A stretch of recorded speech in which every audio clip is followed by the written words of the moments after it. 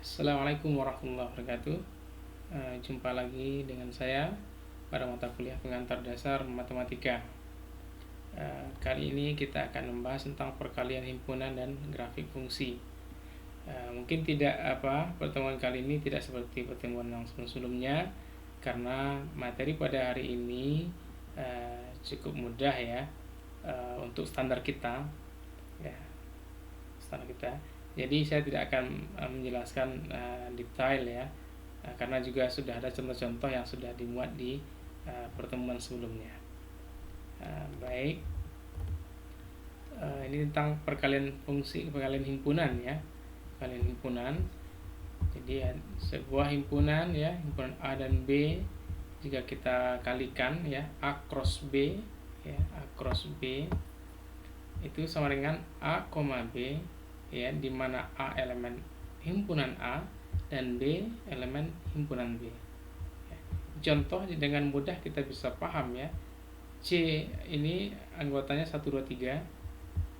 D itu AB, maka C cross D itu ya 1A, 1B, 2A, 2B, 3A, 3B. Nah, gitu ya. Oke, seperti itu ya.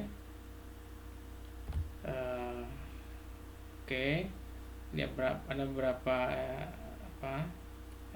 teorema yang perlu Anda pahami ya dalam perkalian himpunan ini ya. Ini sudah kita bahas kemarin ya. Kemudian jadi A, B ya, untuk pasangan terurut itu di perkalian kartesius ya, perkalian himpunan ini akan berbeda dengan B, A ya. Di A, B tidak sama dengan B, A. Nah, ini ya. Kemudian juga A cross B tidak sama dengan B cross A. Nah, kalau ya A atau B-nya bukan himpunan kosong. Karena kalau A atau B-nya himpunan kosong, maka hasilnya kosong, jelas sama ya. Nah, maka ini ada syarat di sini. A dan B tidak kosong. Kalau kosong, ini tidak berlaku, maka ini sama dengan ya, seperti itu ya. Kemudian jika A himpunan kosong, B himpunan kosong, maka A cross B sama dengan B cross A, itu sama dengan himpunan kosong. Oke, sama seperti tadi ya, dalam teknis melakukan perkalian ya himpunan ini sama seperti yang kita contohkan di awal ya. Jadi kalau elemennya 4, yang himpunan A, yang B elemennya ada 3, maka hasil kalinya itu 12 ya, seperti ini ya. Bisa Anda pahami dengan mudah ya. Oke, saya tidak akan membahas. Oke, ini perlu saya jelaskan ya, beberapa lambang yang digunakan dalam operasi himpunan. Ini lambang irisan I sama dengan 1 sampai N untuk AI gitu ya. Jadi ini maknanya adalah A1 iris A2 iris A3 sampai iris AN ya. Oke, ini dipersingkat cara menulisnya seperti ini ya. Nah, begitu juga kan gabungan ya, dan seterusnya ya. Ini. Oke, kemudian juga berlaku sifat seperti ini ya. A iris B1 gabung B2 dan seterusnya sampai gabung Bn, itu sama dengan A iris B1 ya. A iris ini digabung A iris ini ya, dan seterusnya ya, sampai A iris Bn. Nah, nanti bisa ditulis seperti ini ya, hasilnya bisa tulis seperti itu. Nah, di sini kenapa A-nya bisa, ini kan A iris gabungan I sama 1 sampai N dari BI, kenapa bisa tulis begini? Ya jelas karena A-nya kan nggak ada indeks I-nya gitu kan. Oke. Baik, nah itu sekelumit tentang perkalian himpunan. Jadi ini sangat mudah Anda pahami ya. Untuk lebih detail, lebih advance, silahkan Anda untuk mengeksplor ya referensi-referensi materi-materi di sumber-sumber yang lain ya. silakan ya, kita tidak membatasi ya. Jika Anda tidak puas dengan standar ini kan, Anda boleh untuk menambah standar lebih. Anda tahu kemampuan Anda seperti apa ya. Ini kan seharusnya materi kita bisa lebih sangat teoritis ya, dengan teori dan seterusnya. Tapi karena ini mengingat ya, Anda jurusannya pendidikan ya, kemudian dan juga ini juga baru semester 1 ya, nanti kalau langsung dalam Anda stres sendiri nanti ya. Maka Anda dipersilakan untuk mengeksplor ya kemampuan Anda dengan mencari sumber-sumber yang lain. Jadi jangan puas dengan materi yang diberikan ini. Oke, sekarang kita materi yang kedua tentang grafik fungsi. Ini sebagian sudah kita bahas sebenarnya di pertemuan sebelumnya ya, makanya saya juga tidak mau mengulang-ulang ya, karena itu lagi gitu ya. Nah, di dalam grafik fungsi ini ya, saya akan menjelaskan ini ada beberapa fungsi gitu ya. Kalau biasanya kalau kita melukis grafik ya, biasanya kita akan melakukan hal seperti ini ya. Misalnya kita punya fungsi ya seperti ini gitu ya.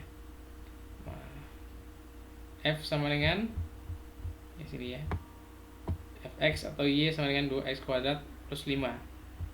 Maka kita misalkan x-nya, kalau x-nya 0 berarti y-nya berapa? Y-nya 5 gitu ya. Kalau x-nya 1, y-nya 2 plus 1 kuadrat 7 gitu ya. Dan kita seterusnya gitu ya. Berapa titik kita ambil, maka ini bisa kita lakukan melukis grafik ya. Gitu. Itu cara yang paling umum dalam melukis grafik. Tapi kalau seandainya yang dilukis misalnya garis, ini ada, ini sudah kita bahas ya minggu lalu. Misalnya fungsi linear ya, maka ini cukup kita misalkan jika y-nya 0 gitu kan, nanti x-nya berapa, kita dapat x-nya. Kemudian jika x-nya 0 ya, x-nya 0, nanti kita dapat y-nya berapa. Nah, nanti akan ada 2 titik yang dapat kita peroleh dari pemisahan ini, sehingga kita hubungkan kedua titik tersebut jadilah sebuah garis. Nah, ini kalau garis lebih mudah ya. Oke, polinomial. Oke, ini beberapa yang bisa kita pedomani ya. Jadi kalau untuk menggambar grafik polinom, kita bisa lihat A-nya, nilai A dan determinannya. Ya, ini kebetulan polinomnya pangkat 2 ya, atau persamaan kuadrat. Nah, ini kalau A-nya kecil dari 0, kalau D-nya besar dari 0, maka bentuknya kira-kira seperti ini gitu ya. Dan ada sekitar 6 bentuk ya. Seperti itu. Kemudian ada fungsi pangkat ya, x pangkat n. Nah, di sini ini y sama dengan x ya. Ini garis, y sama dengan x kuadrat, ini fungsi kuadrat, atau juga ya pangkat 2 ya. Dan ini ada y sama dengan x pangkat 3 ya, seperti ini kira-kira. Oke, ada fungsi akar ya, bentuk grafiknya seperti ini ya. Oke. Fungsi trigonometri ya juga seperti ini. Silakan jika Anda tertarik dalam hal melukis ini ya, silakan dieksplor kemampuannya, nanti menggunakan kertas yang ada kotak-kotaknya itu, silakan dilukis ya. Oke, di sini ada juga soal-soal yang bisa Anda manfaatkan untuk melatih diri Anda. Oke, jika ini fungsi eksponensial ya, ini y sama dengan a pangkat x ya. Jika a-nya besar dari 1 seperti ini gitu ya. Jika A-nya antara 0 dan 1 seperti ini. Oke. Fungsi transenden ya. Oke. Ya, selesai. Ini Anda bisa melihat sendiri ya. Ini ada fungsi genap, fungsi ganjil ya. Oke. Oke. Fungsi genap, fungsi ganjil ya. Oke. Nah, fungsi genap itu apa? Ya, ini sebenarnya ya. Nah, ini. F min x sama dengan fx, nah gitu ya. Jadi nilainya sama nih, F min X dengan Fx. Nah, kalau fungsi ganjil F min X sama dengan min Fx. Nah, gitu ya. Di fungsi ganjil. Nah, nanti bisa dicek. Nah, bisa diperiksa, ini ada soal, ada 4 nih.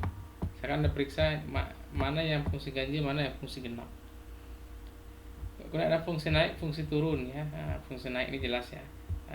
Semakin besar nilai X-nya, semakin besar pula nilai Y-nya. Ya, kalau itu fungsi naik. Kalau fungsi turun, semakin besar nilai X-nya, semakin kecil nilai Y-nya. Ya, fungsi turun. Oke, demikian ya video yang dapat saya buat untuk menjelaskan materi kita ini. Ya, silakan saya lagi dieksplor materi ini dengan mencari dari sumber-sumber yang lain ya. Semoga ini bermanfaat dan tetap jaga kesehatan. Sampai jumpa di pertemuan selanjutnya. Wassalamualaikum warahmatullahi wabarakatuh.